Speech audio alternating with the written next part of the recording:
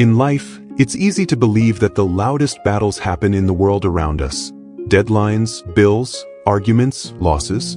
But the real battle, the one that decides everything, happens in silence, inside your own mind. Have you ever noticed how a single thought can flip your whole mood? One minute you're proud of how far you've come. The next, a whisper says, "You're still behind." This story isn't about villains or heroes. It's about a choice, the kind that looks small but changes everything. The promise. Ethan Reed was the kind of guy you'd call reliable. He grew up in Ohio, worked 2 jobs through college, and dreamed of building his own tech startup. Everyone respected him, honest, patient, disciplined. But lately he'd been struggling. The company where he worked as a data analyst had just laid off half the team. And though Ethan survived the cuts, the pressure tripled overnight. One Friday night his boss, Mr. Gaines, called him into the office. "Ethan," he said, "we're bidding for a huge client next week. I need you to polish the metrics, make them look a little more optimistic. You get this right, and you're promoted." Ethan froze. "Make them look more optimistic?" he repeated. Gaines smiled thinly. "Don't lie. Just round up a bit." It wasn't technically fraud, but Ethan knew the line between truth and manipulation was razor thin. Still, he needed that promotion. His rent was due. His mother's hospital bills were stacking up. He told himself, it's just numbers. Everyone does it. But as he left the office that night, something in his chest felt heavy, like a quiet betrayal of the man he used to be. The stranger on the train. The next morning, Ethan caught the early commuter train into the city. He sat by the window, earbuds in, trying to drown out his thoughts. Across from him sat an older man, late 60s, wiry frame, gray beard, wearing a Navy veteran's cap. The man looked at Ethan's stressed face and smiled. "Tough morning?" Ethan chuckled nervously. "Something like that." The man nodded. "You look like you're wrestling with yourself." Ethan blinked. "How could you tell?" "Because I used to do it every day. Till I realized the hardest person to lead is your own mind." Ethan laughed politely, but the words stuck.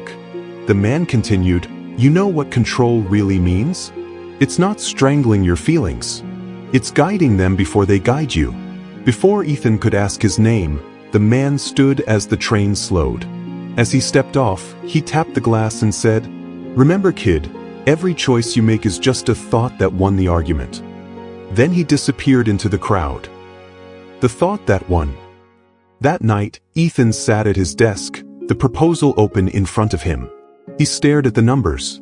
If he rounded them up, it could mean the difference between keeping his job and losing everything. His phone buzzed, a text from his mom, "I'm proud of you, son. Don't let work change who you are." He smiled, then another thought intruded. She doesn't know how hard this is. You can fix things faster if you just bend the truth once. He hesitated. And that's when it began, the quiet civil war inside his mind. One voice whispered, "Do it. Everyone does it." The other said, "If you cheat once, you'll never trust yourself again." Ethan rubbed his temples. Why can't I just decide? He didn't know that millions of people feel this same paralysis daily. The battle between temptation and integrity, immediate gain and inner peace. The deal. On Monday morning, Ethan walked into the boardroom. The executives were waiting. He opened his laptop. The rounded-up numbers glowed on the screen. Just as he was about to hit send, he heard that veteran's voice in his head. "Every choice you make is just a thought that won the argument." He paused. The room fell silent. "Mr. Gaines," Ethan said quietly, "these numbers aren't accurate. I can't present them." The room went cold. Gaines' jaw tightened. "Are you refusing a direct order?" Ethan met his eyes. "I'm choosing to keep my mind clear." Gaines sighed. "Then you're done here." Ethan gathered his things and walked out, heart racing, future uncertain, but his mind felt peaceful. The fall. The next few weeks were brutal. He sent out resumes, got rejection after rejection. The rent notice turned red. Friends avoided him. No one wanted to be near someone who quit a good job over principles.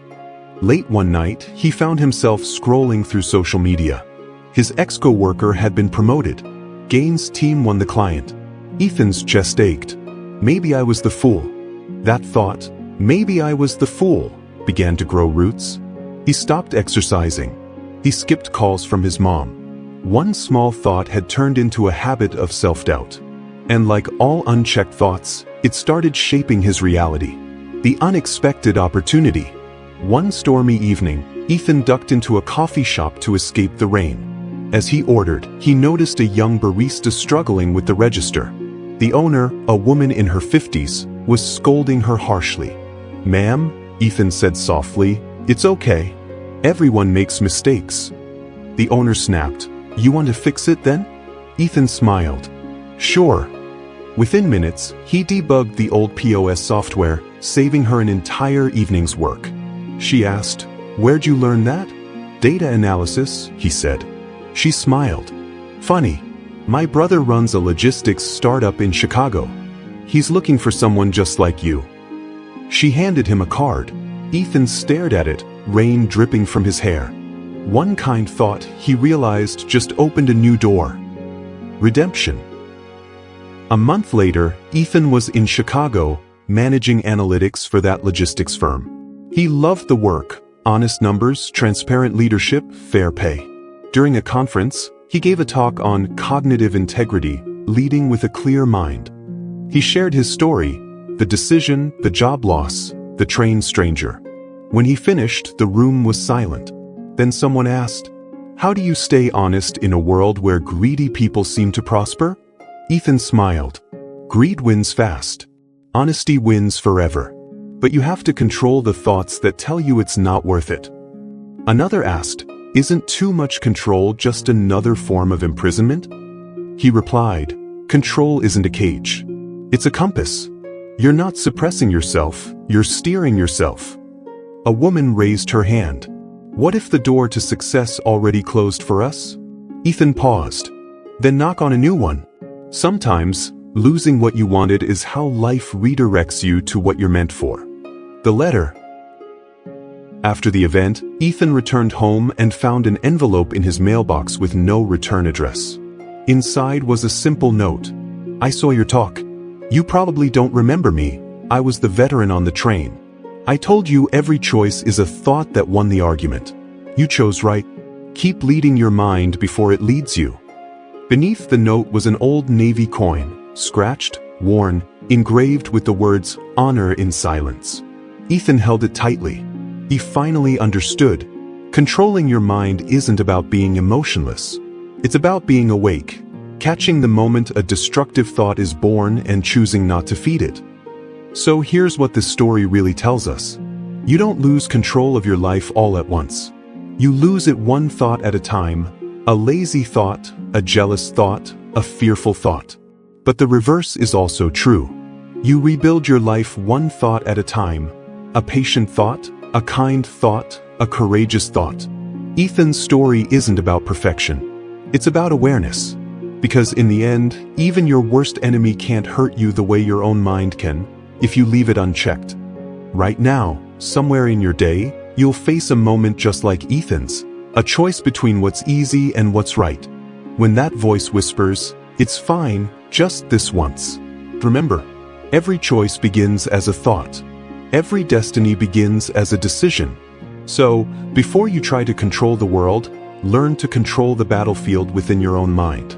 That's where freedom starts. And if you're still wondering whether your door to success is already closed, no, it's not. You're still thinking. You're still trying. You're still alive. That means the door is still open.